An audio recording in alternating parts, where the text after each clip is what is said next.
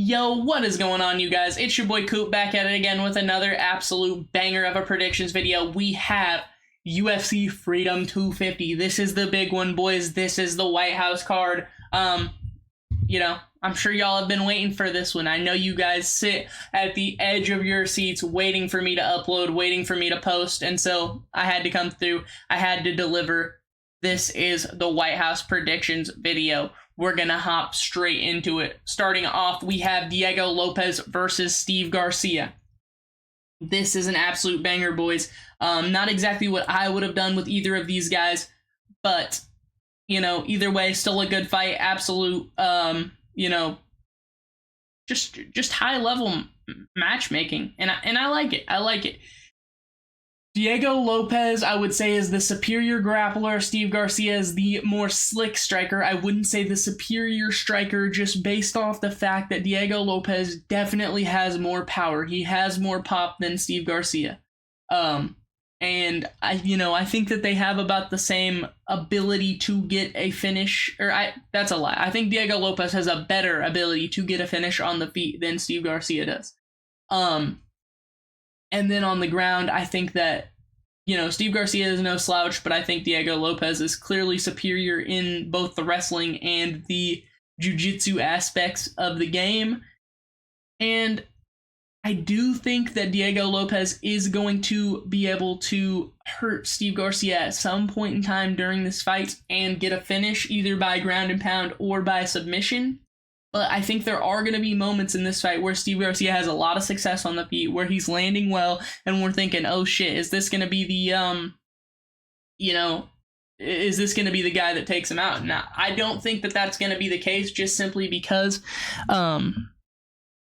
Diego Lopes won, strikers like Volk, strikers like John Silva were not able to get Diego Lopes out of there. And so for that reason alone, I think that Steve Garcia is going to be able to just, or is not going to be able to be enough to stop Diego Lopes. I think he's going to either get caught with something big and dropped, or Diego Lopes is going to get a takedown and then start to take over from there. Either way, I think Diego Lopes is just a little bit superior is a little bit more of a superior fighter in every aspect of the game, minus just like the slickness on the feet, and I think that it's just gonna show in this fight. If John Silva is not able to figure this guy out in the striking, I don't think that Steve Garcia is gonna be able to do it. Anyways, moving on.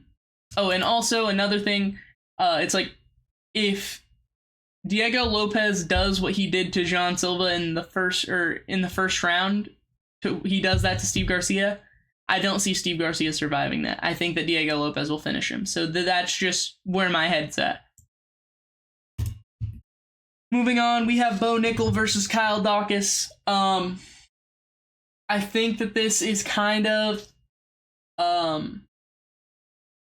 a tough fight for Bo Nickal, honestly. I think Kyle Daukaus could really go out there and not show him any respect on the feet and just go out there and try and chin him. And that could be really dangerous for Bo Nickal, and he could get caught because he doesn't seem to be super duper durable. But I'm going to bet on Bo Nickal's wrestling. I think that Kyle Daukaus is a lot less skilled in the wrestling department or in comparison to any of Bo Nickal's last couple of opponents. And he's definitely not going to do to him what Reiner de Ridder did to him. And so I think that Bo Nickal is going to go out there. I think he's going to, get a takedown, and I think he's going to get ground and pound finish probably around the second round, I'd say. I could see it happening in the first round, and we're like, wow, Bo Nickal looks really good.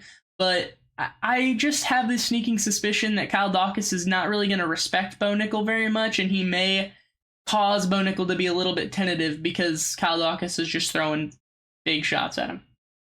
Anyways, moving on up the card, we have Mauricio Hufi versus Michael Chandler. It's so sad to see this for Michael Chandler, man. I don't want to see him get chinned. He was one of my favorite fighters growing up. I loved Michael Chandler. but it's just, you know, you can't hang with these kids anymore. Hoofy's a fucking killer, man. Striking is absolutely great. Not terrible jiu-jitsu. And I just don't see Michael Chandler going out there and doing what BSD did to him. Obviously, Michael Chandler's a good wrestler, but he's at a major size disadvantage, a major reach disadvantage. There's no way Michael Chandler's 5'7". Dude's like 5'5" at best. Like, he looks small in there against absolutely everybody. Yeah, I think that Hoofy's gonna probably get another nasty KO on his record. And that's basically all I have to say about it. I don't really see a world where Michael Chandler goes out there and does anything, but hey, you know, he used to have the heaviest fucking hands in the world. He used to be able to just fucking light people up and go out there with no disregard, and just put like a brutal looking beating on people. He wasn't exactly just like knocking people's lights out, but like people just looked like they'd been through fucking hell after they fought Michael Chandler. And you know, maybe he goes out there and starts landing some big shit, but I just don't see it happening. So yeah, we're going Mauricio Hoofy on this one. Moving up the card, we have Josh Hokett versus Derek Lewis. I see this one kind of going the same way as the last one, honestly. I think Josh Hokett is a little bit just more skilled. Derek Lewis is well past his prime. Granted, he's never been an output or like he's never relied on his youth, basically. But I think Josh Hokett is he's just a better wrestler without a doubt than most of the recent guys that Derek Lewis has fought. And Derek Lewis it's not 2018 Derek Lewis. He's not just standing up if he gets taken down. And on top of that, it's like Josh Hokett could really just go out there, I think, and put, combination punching on Derek Lewis and get him out of there. Derek Lewis has been crumbling once he gets put under big pressure. And,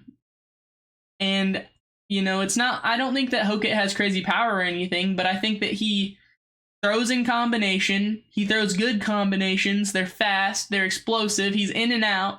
And I think that Derek Lewis gets hit with a couple of those. He's not going to want to keep going, and he's just going to wither up. And there's always the chance that at the White House, Derek Lewis is locked in and he wants to get it done in front of Trump and all this shit. But I just don't see that happening. And I don't see him outworking Hokett to that point. So I think Josh Hokett's going to get it done. I think he's going to finish Derek Lewis, and I think it's going to be early, probably within the first 2 minutes of the fight. Moving on up the card, we have Sugar Sean O'Malley versus Amin Zahabi. This is a pretty cool fight, guys.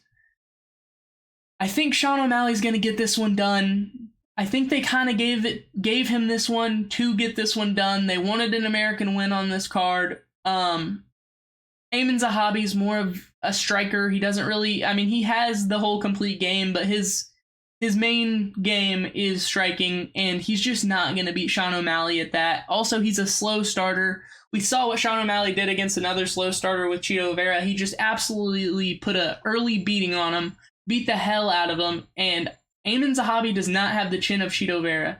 I could totally see Sean O'Malley catching Amin Zahabi with a big shot, maybe even like a pull shot with Amin Zahabi trying to like score something back after Sean's hit him with something. Kind of similar to what happened with Aljamain Sterling, where he pulls him, he catches him when he's coming in, lands just a big straight punch down the middle, sets him down, and then gets a little ground and pound or TKO stoppage, because I feel like they're going to be really itching to stop this fight if Amin Zahabi hits the floor. Sean O'Malley, big star in the United States at the White House card. I think that even not consciously but subconsciously, it's going to be in the minds of the refs to, please the crowd a little bit. And so I could see there being a controversial stoppage where Sean O'Malley just kind of knocks Amin Zahabi down pretty hard, and the ref kind of jumps in, and Zahabi's still defending pretty well. But I don't see him winning it regardless. I think if it does go to decision, Sean O'Malley will win a pretty clear decision here. Amin Zahabi's dangerous, but he really is only dangerous when he's throwing in combination late in fights, and I don't think that he will get to that point with Sean O'Malley. Sean O'Malley doesn't slow down, especially not in the third round against a guy with low output like Amin Zahabi. So I think that Sean O'Malley's gonna pick Amin Zahabi apart. I'm picking Sean O'Malley by finish. Moving on up the card, we have the fight that I'm most excited for on the entire card: Alex Pereira versus Ciryl Gane for the interim heavyweight championship of the world. I have been hearing a lot of bullshit, in my opinion, about how Alex Pereira's never fought a striker like Ciryl Gane. Alex Pereira's never fought, somebody who's gonna fight or who's gonna play the game that Ciryl Gane's playing. What the fuck are we talking about? Ciryl Gane is not going to wrestle Alex Pereira. And if Magomed Ankalaev couldn't wrestle Alex Pereira down, what the fuck makes you think that Ciryl Gane's going to see that tape and go, yeah, I'm going to try it. I'm going to try and go for that. No, he saw it didn't work out. It's not going to work out. He's not a better wrestler than Magomed Ankalaev. He's not more technical. He's not getting Alex Pereira down. It's not happening. And if he does get him down, he's not keeping him down. Mark my words on that. And then with the fucking, he's never fought a striker like Gane. What the fuck do you mean he's never fought a striker like Gane? Go watch any of Alex Pereira's glory kickboxing fights. He has fought so many people that have tried to fight him on the back foot, that have tried to, catch him and counter him. Like, it doesn't make any sense. Or on the flip side of that, he's also fought kickboxers that try and put the pressure on him and, land combination to get him out of there. Like, what the fuck are we talking about that Alex Pereira's never fought a striker like Ciryl Gane? He's maybe never fought a striker that's built like Ciryl Gane, but he's fought big fucking strikers like Jason Wilness in glory kickboxing. Like, I don't know. And maybe people just haven't seen these fights. Maybe I'm the only one that gives a fuck about kickboxing. But it's just like, it's really pissing me off whenever, like, the same people that are like, Ciryl Gane's bringing in Artem Vakitov to spar with. This is the last guy that beat Alex Pereira in kickboxing. Blah, blah, blah. It's like, you just brought up an extremely technical kickboxer that Alex Pereira has not only fought, but beat before. In decision. He didn't KO him. He won a decision against him. Like, it just doesn't make sense to me. The whole rhetoric of Ciryl Gane being this new breed of striker that Alex Pereira has never seen before. Alex Pereira has seen the exact type of striker that Ciryl Gane is. He's not as advanced as guys like Jason Wilness or like Artem Vakitov that Alex Pereira has fought and beat. Just plain and simply. But with that being said, I think Alex Pereira is going to catch Ciryl Gane. I think he's going to put him out bad. Like he has everybody else. He just has different level of power. We've seen it. I think it's going to translate just fine up at heavyweight, and I think that everybody up at heavyweight knows that it's going to translate just fine up at heavyweight. Nobody is putting people out like that, like Alex Pereira does. Like, he just has stupid power. Yeah,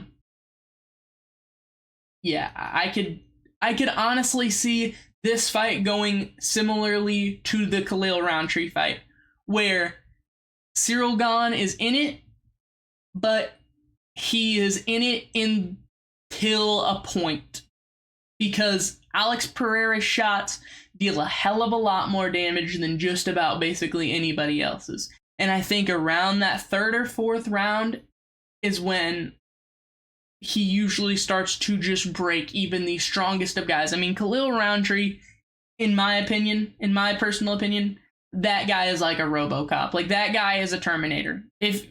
I'm sure if I touched him, I'd be like, oh yeah, that's just a pure steel ball of a human being. And Alex Pereira was beating the shit out of him. And I don't think Ciryl Gane is even as dense as Khalil Roundtree, and just like the pure bone structure and like rigidity. So I'm going Alex Pereira. I think he's going to finish Ciryl Gane even earlier than I just said, like third or fourth round. I think it's going to be second or third round. He's just going to land a shot that crumples Ciryl Gane. But no matter how I see this fight going, I just don't see a world where Ciryl Gane can do much against Alex Pereira. I think that Alex Pereira's defensive striking also is underrated because he got caught by Adesanya one time.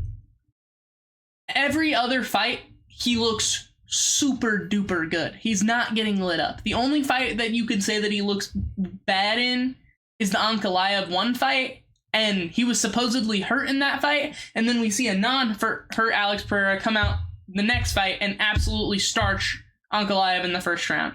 And so I'm inclined to believe him, honestly.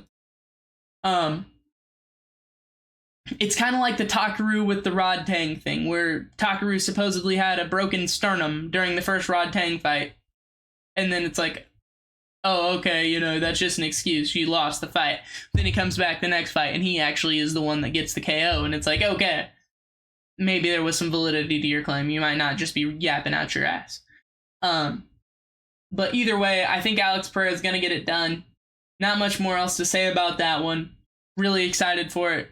You know, love Pereira. That's, you know, he's one of my goats for sure. Main event of the evening, we have Ilia Topuria versus Justin Gaethje.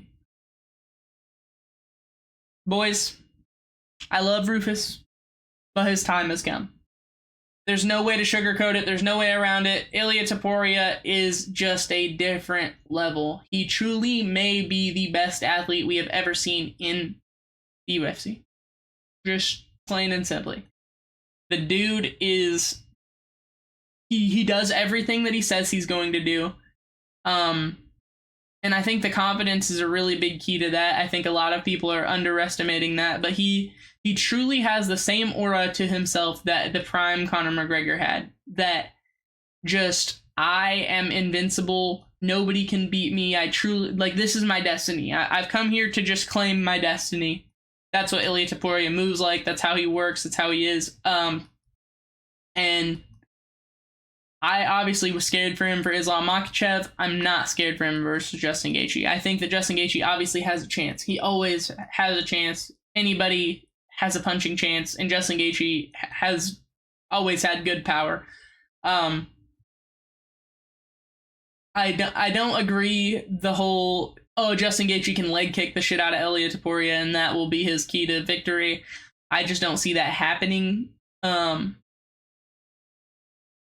But, you know, he could catch Ilia Topuria. Anybody can be caught. But I just don't see it happening. Ilia Topuria is so locked in. And he's so good. He's so slick in the boxing. He's got crazy power. He's not cutting much weight, so he's going to have a good chin on him. And, yeah, I think that... Also in the grappling, Ilia Topuria is going to be superior in every way. I don't think Justin Gaethje is a better grappler than Ilia Topuria. I don't think he's a better wrestler. I don't think he's better at jiu-jitsu. The only thing that I think Justin Gaethje really has over Ilia Topuria is kicks. And that's just because Ilia Topuria doesn't really throw them. But even then, it's like you watch him fight. When he does throw kicks, they look like they fucking hurt. They're spinning people around. And so you can't, like, I mean, he was spinning Volk around with leg kicks. I just watched the fight. He was literally spinning Volk around with fucking leg kicks. So I think the same thing with Max Holloway, too. But, I mean, Ilia, he's just too good. I would love to see Justin Gaethje get it done. Love Rufus. Imagine Justin Gaethje wins the undisputed lightweight title at the White House. That would be something to behold, undoubtedly. But I just don't see a world where he lands that strike before Ilia Topuria does. Ilia Topuria is so good, so slick, so calculated. He does everything for a reason. He gets you where he wants you, and he puts you out. It's just how he does it. But I guess to counter that point, I was kind of thinking there was no chance that Strickland was going to do anything against Hamza. But even then, I still was like, but if Strickland can somehow, shrug off the takedowns, stay alive, he can, on the feet, he had the advantage. Justin Gaethje doesn't have the advantage in the grappling or on the ground. So I just don't see an avenue for the win unless he just lands some crazy head kick like he did on Poirier, or Ilia Topuria just eats a leg kick and it really, really hurts him and you can just tell that he's hurt and he's compromised. But I just don't see it happening, you guys. But definitely let me know what you think for sure on all of these. I'll go back through, even though it was a short card, and give you my predictions for every fight. Firstly, we've got Diego Lopez. We're picking Bo Nickel, Mauricio Huffy, Josh Hokett, Sean O'Malley, Alex Pereira, Ilia Topuria. Alex Pereira? Did I say Pereira? I don't know. Either way, Alex Pereira, Ilia Topuria. Crazy that we're picking all the people on the left side, but it's just how it is sometimes. Just how it is. That'll be it for this video. Appreciate you guys. Love you guys. Make sure you like, comment, subscribe, share this video. But most importantly, peace.